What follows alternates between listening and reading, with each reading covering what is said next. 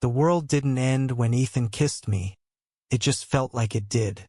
His lips, hesitant but desperate, pressed against mine under the flickering street lamp outside a dive bar in Portsmouth, New Hampshire, and I swear the stars above us burned brighter for a second.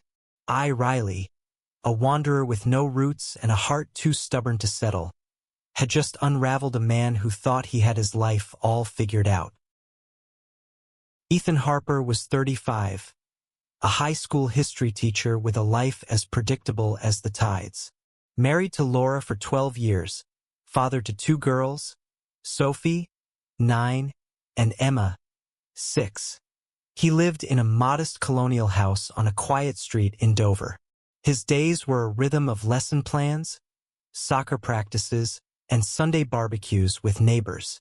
He was the guy who fixed your flat tire, who remembered your birthday, who never asked for anything but gave everything. Until me. I'm Riley Quinn, 32, non-binary, a freelance photographer who'd been chasing light and stories across New England for a decade. I didn't believe in love, not the kind that lasts. I'd seen too many hearts break under the weight of promises they couldn't keep. But that night in September, when Ethan's eyes locked on mine across the crowded bar, something shifted. It wasn't just attraction. It was a collision. We met at the Rusty Anchor, a hole-in-the-wall joint where locals drown their sorrows in cheap beer and classic rock. I was there to shoot candids for a magazine piece on small-town nightlife. Ethan was there because Laura was out of town at a conference, and he'd let his buddy Mike drag him out for a rare night off. I noticed him first, his quiet laugh, the way his hands fidgeted with his glass, like he was carrying a weight he couldn't name. I snapped a photo, and when he caught me, he didn't look away. He smiled, shy but curious, and I felt my pulse stutter. "Nice shot," he said, crossing the room to me. His voice was warm, like cedar smoke. "You always sneak pictures of strangers?" "Only the interesting ones," I replied, lowering my camera. Up close, he was even more striking, rugged jawline, hazel eyes that held a storm of questions. I offered to buy him a drink, and he hesitated, glancing at his wedding ring like it was a tether. But he stayed. We talked for hours, about everything. His love for teaching, my obsession with capturing fleeting moments, the way small towns could feel like both a home and a cage. He told me about Sophie's science fair project, how Emma insisted on sleeping with a stuffed octopus every night. He didn't mention Laura much, but when he did, his voice tightened, like he was reciting lines from a script he no longer believed in. By midnight, the bar was emptying, and we were still there, leaning closer over a sticky table. I don't know who suggested we step outside, but soon we were under that street lamp, the air crisp with autumn. "I've never done this," he whispered, his breath visible in the cold. "Talk to someone like this." I didn't ask what he meant. I just felt it, the pull, the danger, the truth neither of us could ignore. When he kissed me, it wasn't planned. It was a spark catching fire, raw and reckless.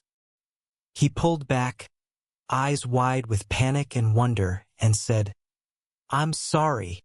I'm married." But his hand stayed on my arm, and I knew he wasn't sorry enough. The next morning, I woke up in my tiny rented apartment above a bookstore, my phone buzzing with a text from Ethan. "Can we talk?" I should have said no. I should have packed my bags and left town. But I didn't. I texted back, "Meet me at the park, 6 p.m. And that's when it all began to unravel. Ethan showed up at the park, hands shoved in his pockets, looking like a man caught between two lives. We walked the trails, leaves crunching underfoot, and he told me things he'd never told anyone. How he'd always felt something was missing, how he'd buried it under duty and routine. "I love my kids," he said, voice breaking. "I die for them. But with Laura, it's like we're roommates. We haven't been us in years. I listened, my camera dangling around my neck, capturing nothing but the ache in his words. I told him about my life, always moving, never staying, afraid of anything that felt too permanent. I don't know how to do this, I admitted, but I know I don't want to stop seeing you. He stopped walking, turned to me and said, "Riley, you scare the hell out of me." And then he laughed, a sound so raw it broke something open in me. We stood there, on a wooden bridge over a pond, the sunset painting the sky in hues of fire and gold. His hand brushed mine, and I felt the world tilt. That was the moment I knew we were in trouble. Not because he was married, or because I was a drifter who didn't believe in forever, but because, for the first time, I wanted to stay. Over the next few weeks, we stole moments whenever we could. Coffee at a diner outside town, late-night drives along the coast, the ocean whispering secrets we couldn't say. Each time, Ethan's guilt grew heavier, but so did his need. "I don't know who I am anymore," he confessed one night, parked in his truck under a sky full of stars. "But when I'm with you, I feel alive." I wanted to tell him to go back to his life, to his kids, to the safety of what he knew. But I was selfish. I wanted him to, his laughter, his warmth, the way he saw me, really saw me when no one else ever had. So we kept going, two people caught in a current, knowing it would pull us under but too afraid to let go. By the time Laura came back from her conference, Ethan was a man divided. He'd go home, kiss his girls goodnight, and lie awake next to his wife, wondering who he was betraying more, her or himself. And me? I was falling, hard and fast, into something I'd spent my life running from. The air grew colder as October settled over New Hampshire, but the heat between Ethan and me only burned hotter. We were reckless now, meeting in places we shouldn't. Hidden corners of the library where he graded papers, the back booth of a diner in Exeter where no one knew us. Every touch, every glance, was a theft, stolen from the life he was supposed to live. But it felt like the only truth we had. Laura started to notice.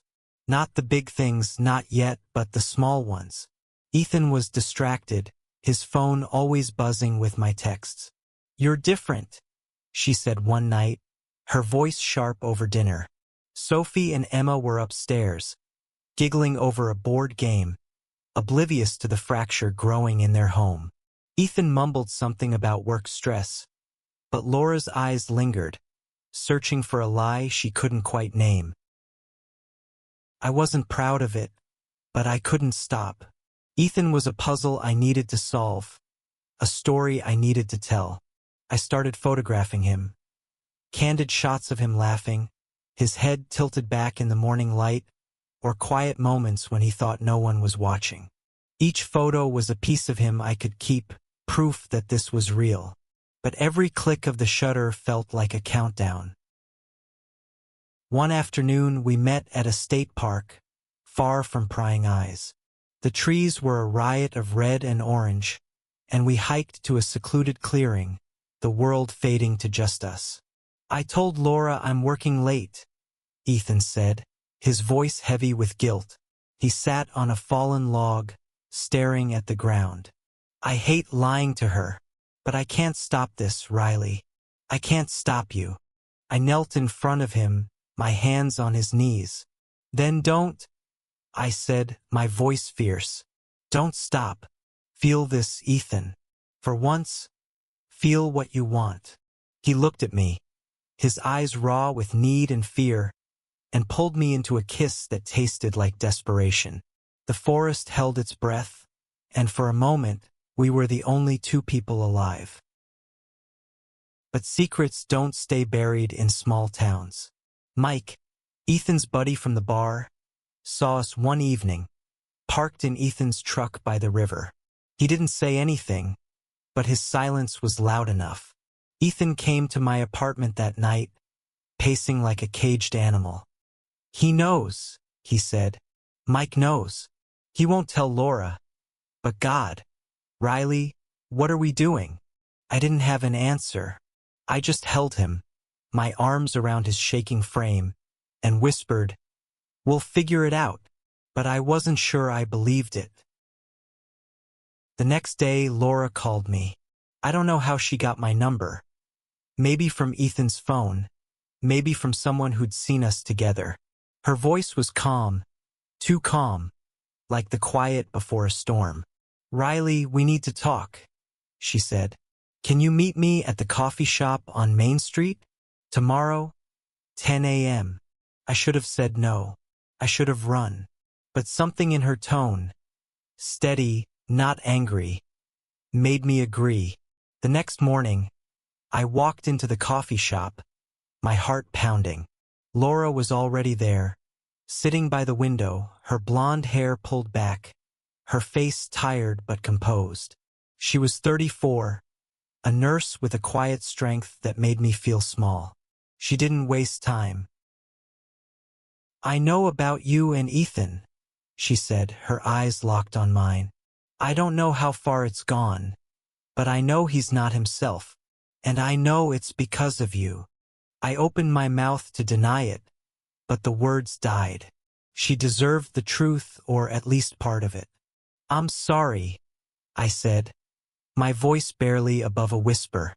"I didn't mean for this to happen." She laughed, a bitter sound. "Nobody means for it to happen, but it does. And now I have 2 little girls who might lose their father because of it." Her words cut deeper than I expected, and I felt the weight of what we'd done settle over me like ash. "I'm not here to beg you to stop," she continued. "I'm here to ask you what you want, because Ethan's not going to choose. He's too scared. So it's on you, Riley. What do you want?" I didn't know. I wanted Ethan, his warmth, his heart, the way he made me feel like I could belong somewhere. But I also saw Sophie and Emma in my mind, their faces from the photos Ethan had shown me, and I felt like a thief. "I don't know," I admitted, my voice breaking. I love him." Laura's face softened, just for a second, before hardening again. "Love doesn't fix this," she said. "It just makes it hurt more." She stood, leaving her coffee untouched, and walked out. That night, I told Ethan about the meeting. He went pale, his hands gripping the edge of my kitchen counter. "What did you say to her?" he asked, his voice tight. "The truth," I said. "That I love you. That I don't know what to do." He sank into a chair, head in his hands. "I can't lose my girls, Riley. But I can't lose you either." For the first time, I saw him cry, and it broke me. We sat there in silence, 2 people drowning in a love that was tearing everything apart. November came, and with it a storm. Not just the snow that blanketed Dover, but the kind that raged in Ethan's heart. He stopped texting as often, his messages short and guarded. I knew he was pulling away, trying to save what was left of his family, but every silence felt like a wound. I kept photographing. Empty streets, frost on windows, anything to keep my hands busy and my mind from spiraling. But every frame felt like a lie, because none of them held him. One night, he showed up at my door, soaked from the snow, his eyes wild. "I told Laura I need time," he said, his voice hoarse. "I told her I don't know who I am anymore." He stepped inside, and I could feel the weight of his words, heavy as the winter air. "What does that mean?" I asked, afraid of the answer. "It means I'm trying to be honest," he said. "With her, with myself. But it's killing me, Riley. I see my girls every day, and I think about losing them. Then I think about you, and it's like I can't breathe." I pulled him close, his wet jacket cold against my skin. Then don't think, I whispered. Just be here. With me. We made love that night. Not with the fire of our early days, but with a quiet desperation, like we were trying to hold on to something slipping away. The next morning, he was gone before I woke up, leaving a note. I need to figure this out. I'm sorry. I sat on my bed, the paper crumpled in my hand, and felt the world grow smaller. I didn't know if he was choosing Laura, his kids, or himself. All I knew was that I was losing him. Days turned into weeks, and Ethan became a ghost. He'd text once in a while, "I'm okay. Just need time," but it wasn't enough. I threw myself into my work, driving to remote towns to shoot landscapes, but every photo felt empty. I started to wonder if I'd imagined him, if the spark between us had been a dream. Then one evening, Sophie called me. I don't know how she got my number. Maybe from Ethan's phone, maybe from Laura. Her voice was small, trembling. "Are you the person my dad's been seeing?"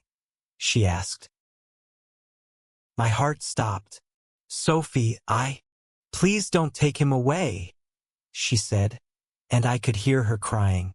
"He's my dad. We need him." The line went dead, and I sat there, staring at my phone, feeling like the villain in a story I hadn't meant to write. I didn't tell Ethan about the call. Couldn't. But it changed something in me. I started to see the wreckage we'd caused, not just to Laura, but to two little girls who didn't deserve this. I loved Ethan, but love wasn't enough. It never had been. I called him that night, my voice steady despite the ache in my chest. "We need to talk," I said. "In person. Tomorrow." He agreed, and we met at the same park where it all began, the bridge now dusted with snow. He looked tired, his eyes shadowed with guilt and longing. "I can't keep doing this," I said, my breath visible in the cold.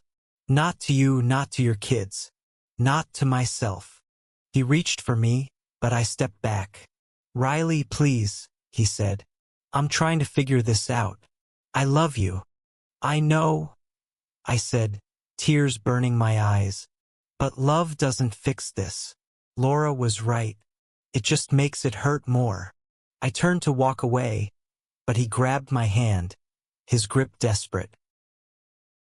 "Don't go," he whispered. "I don't know how to do this without you." I looked at him, at the man who'd turned my world upside down, and I knew I had to let him go. Not because I didn't love him, but because I did.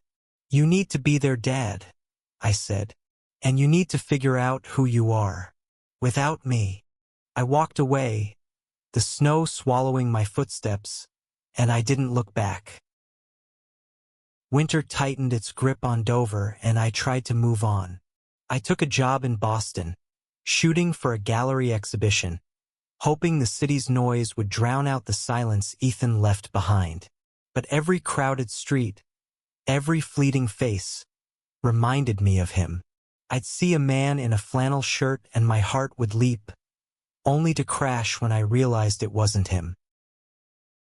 Ethan didn't call, didn't text. I heard through a mutual friend that he and Laura were in counseling, trying to salvage their marriage for the girls. I wanted to be angry, to hate him for choosing them over me, but I couldn't. I told him to go, hadn't I? I'd pushed him away, knowing it was the right thing, but it didn't make the pain any less. One night, I got an email from Sophie. Attached was a drawing, a crayon sketch of a family, for stick figures holding hands under a bright sun. Below it, she'd written, "Thank you for not taking my dad." I cried until I couldn't breathe, the weight of her words heavier than anything I'd carried before. I didn't reply. What could I say? Months passed, and I threw myself into my work. The gallery exhibition was a success, my photos of small-town life earning praise I barely felt. I moved to a new apartment in Boston, a small loft with a view of the harbor, and tried to build a life without Ethan. But love, I learned, doesn't vanish. It lingers, like a bruise you can't stop touching. Then, in March, Ethan showed up at my door. He looked different, thinner, older, but his eyes still held that storm I'd fallen for. "I left Laura," he said, his voice steady. "Not because of you, because I wasn't being honest with her, or with myself." I stood there, frozen, my heart racing. "What are you saying?" I asked. "I'm saying I'm done hiding," he said. "I'm gay, Riley. I've always known deep down, but I was too scared to admit it. I told Laura everything. We're co-parenting, working it out for the girls. But I'm here because I need you to know. I love you, and I'm ready to be me." I wanted to pull him inside, to kiss him until the world made sense again. But I hesitated. "Ethan, you can't just show up like this. What about Sophie and Emma? What about everything we broke?" "They're okay," he said. "They're with Laura this week. We're figuring it out one day at a time. But I can't keep pretending I don't love you." I tried, and it nearly killed me. I let him in and we talked until dawn. He told me about the counseling, the tears, the nights he'd spent questioning everything.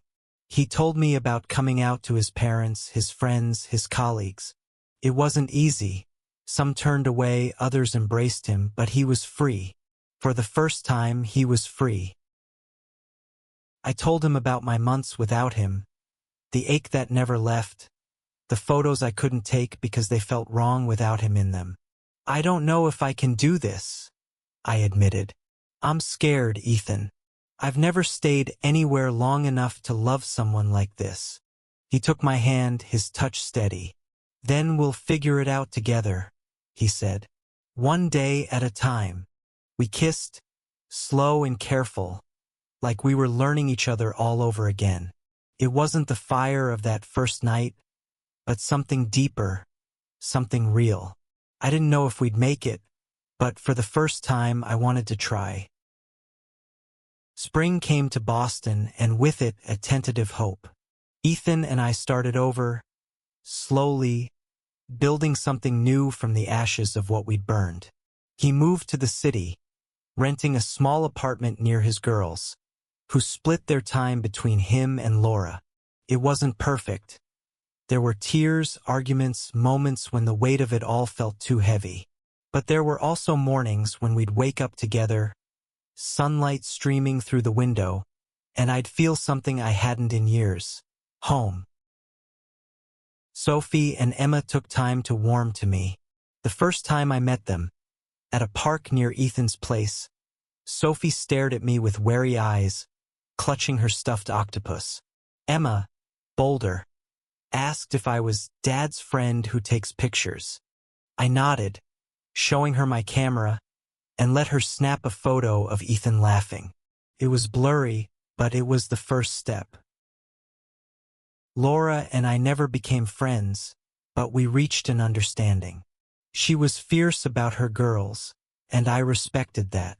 One day, she invited me to coffee again, this time to talk about co-parenting schedules. "I don't hate you," she said, her voice softer than before. "I just want my girls to be okay." I promised her they would be, and I meant it. Ethan and I faced the world together, hand in hand, through whispers and stares. He lost some friends, gained others. I learned to stay, to plant roots in a city I'd once passed through. We fought sometimes, about his guilt, my fear of commitment, but we always found our way back to each other. One evening, we took the girls to the same park where we'd first admitted our love.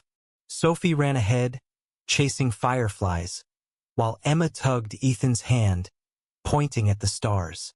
I snapped a photo of them, the three of them framed against the twilight, and felt a warmth I couldn't name. Later, on the wooden bridge, Ethan pulled me close, his lips brushing my ear. "You're my family now," he whispered. "All of you."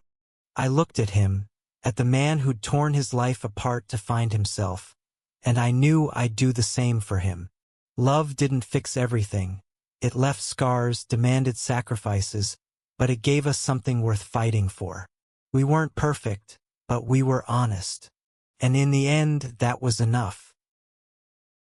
The stars above us burned brighter that night, and I let myself believe they always would.